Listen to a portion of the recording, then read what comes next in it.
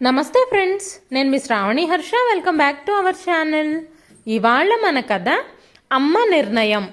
రచించిన వారు ఏ అంజలి గారు. కథని చివరి వరకు వినండి. నచ్చితే లైక్ చేయండి. ఈ కథ పైన మీ విలువైన స్పందనని కామెంట్ రూపంలో మాకు తెలియజేయండి.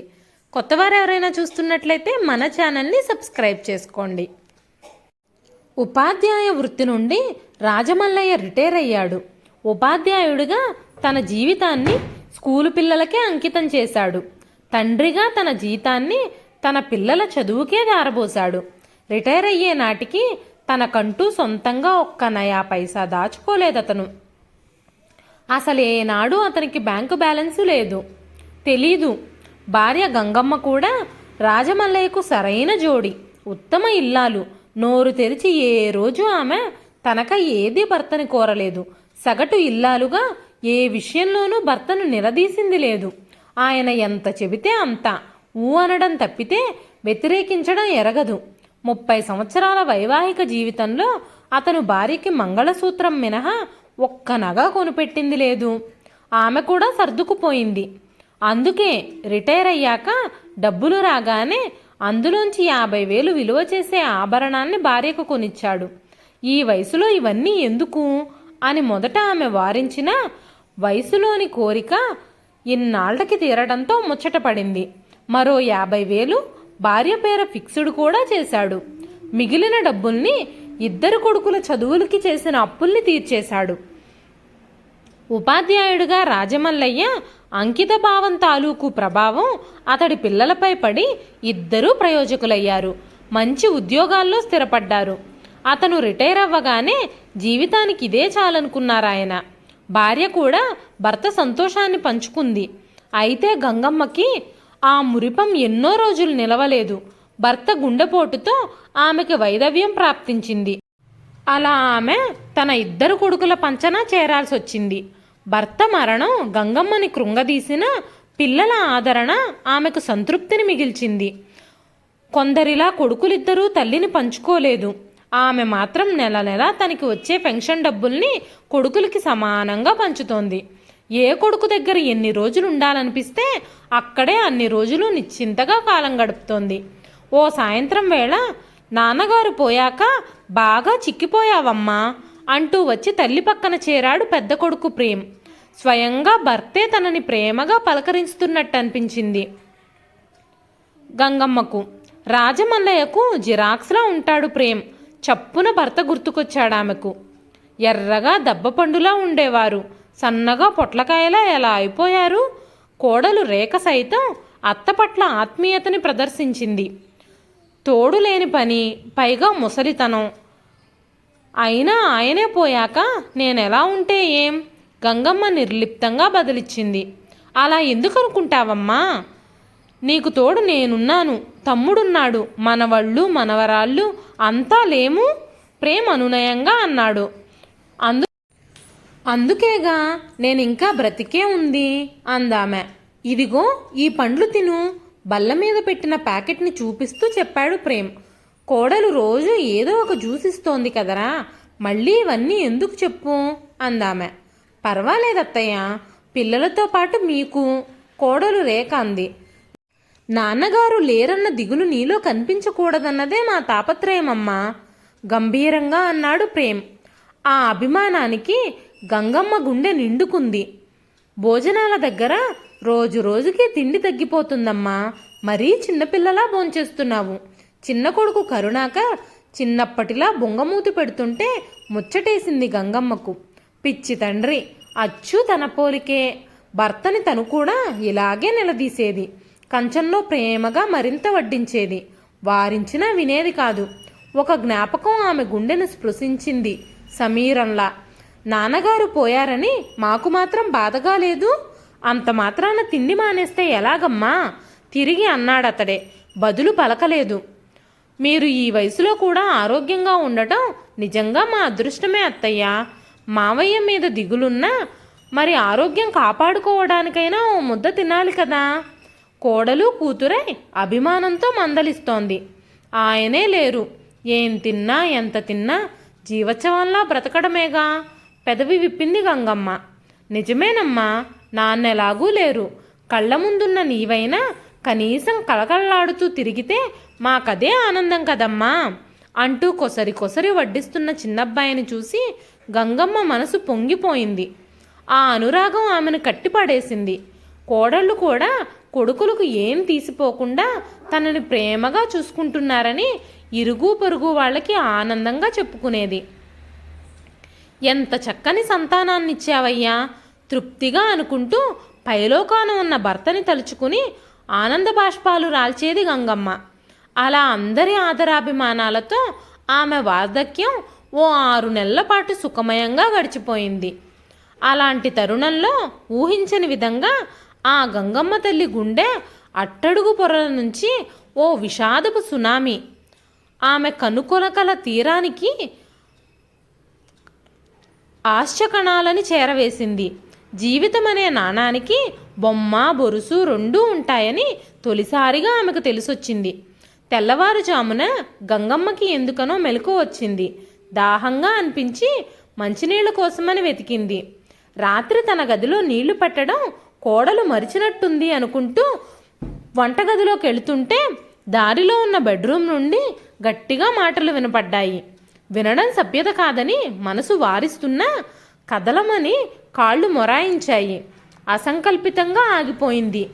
ఇక ఈ జన్మలో మీరు చంద్రహారం చేయించేటట్టు కనబడడం లేదు విసుగ్గా అంటోంది. ఆ గొంతు పెద్ద కోడలు రేఖది. కొద్దిసేపు నిశ్శబ్దం.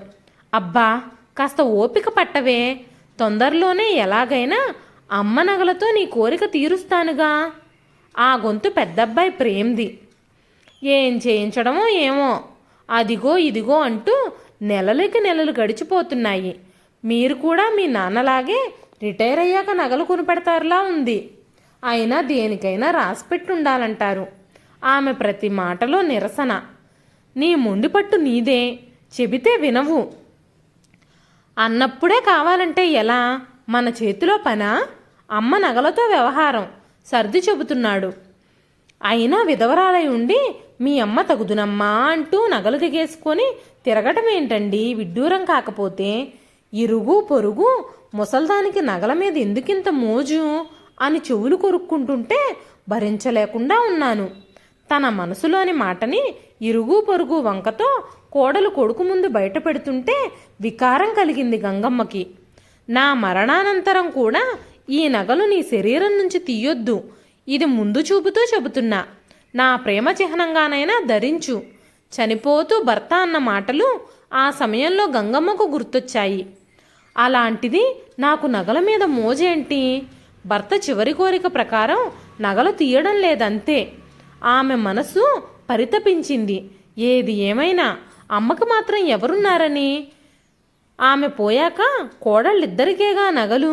అబ్బాయి చెబుతున్నాడు. భలేవారండి, ఆవిడ పోయాకనా ఇంకా నయ్యం, గుండ్రాయిలా ఉంది. ఆవిడెప్పుడు పోతుందండి? నిట్టూర్పుగా అంది.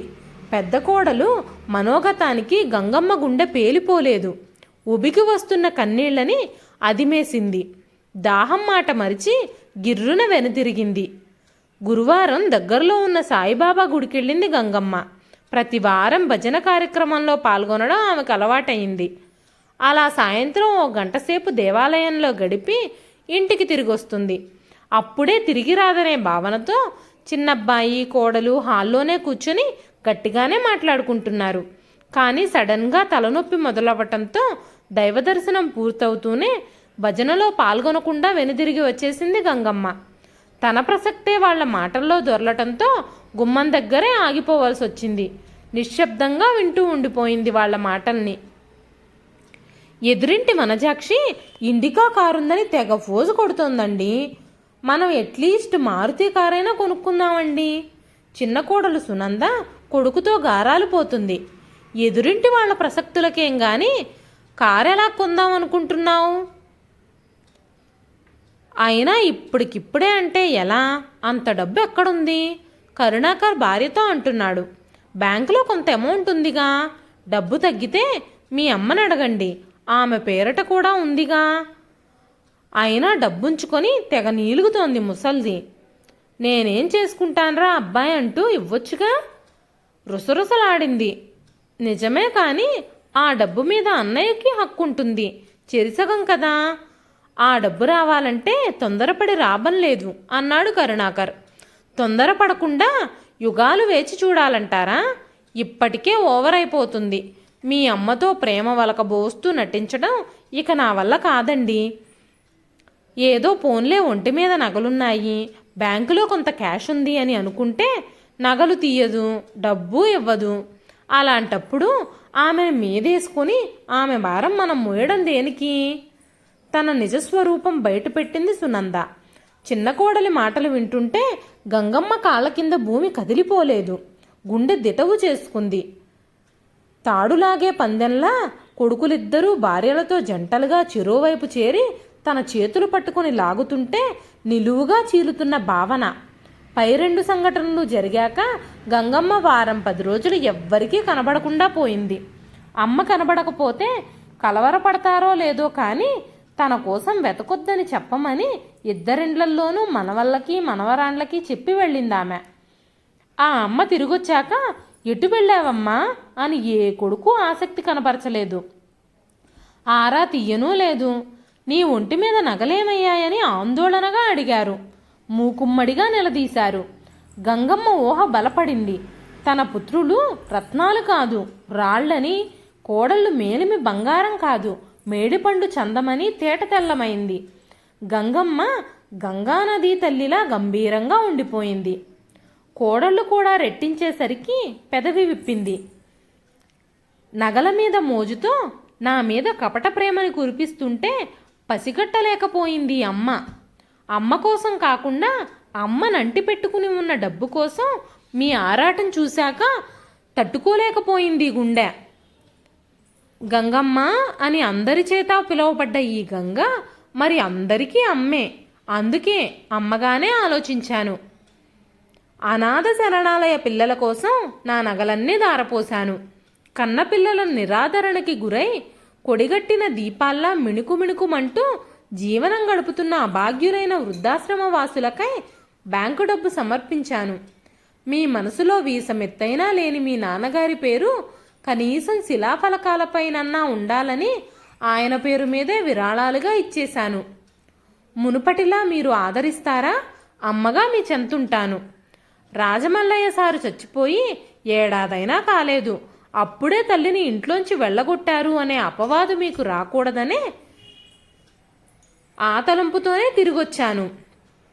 వద్దు అంటే వెళ్ళి వృద్ధాశ్రమంలో శేష జీవితం గడిపేస్తాను. అమ్మ ప్రేమకు నిలయం. ప్రేమ లేని ఏ చోటు అమ్మకి నిలయం కాకూడదు. అందుకే నా ఈ నిర్ణయం. కోడళ్ళు తెల్లమొహాలేశారు. కొడుకులిద్దరూ ఆలోచనలో పడ్డారు. తల్లి మాటలు వారి చెంపన చెల్లున చరిచినట్టుంటే తాము ఆలోచించిన తీరుకి తమ స్వార్థ బుద్ధికి సిగ్గుతో తల ఉంచుకున్నారు కొడుకులు కోడళ్ళు. ఇదండి ఈరోజు కథ. ఈ కథ నచ్చితే ఒక లైక్ చేయండి. ఈ కథ పైన మీ విలువైన స్పందనని కామెంట్ రూపంలో మాకు తెలియజేయండి. మరెన్నో ఇలాంటి ఇంట్రెస్టింగ్ కథల కోసం మన ఛానల్ని సబ్స్క్రైబ్ చేసుకోండి. మరొక మంచి కథతో మళ్ళీ కలుస్తానండి. అంతవరకు సెలవు.